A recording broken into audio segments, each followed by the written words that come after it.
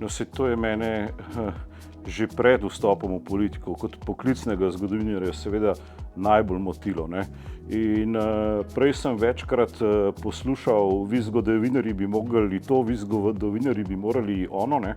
In jaz sem pa, dokler nisem se tukaj znašel v politiki, sem jim vsem odgovarjal, ne zgodovinarji.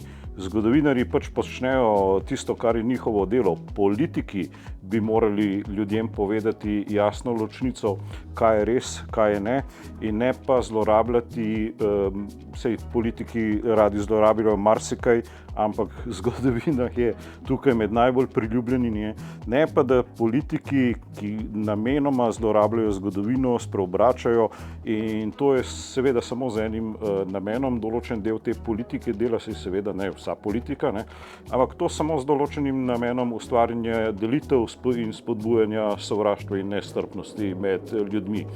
In igranji in seveda z igranji na ta mogoče najnižja čustva pri ljudeh. To določen del politike seveda dela in zato zelo prav pride tudi zgodovina.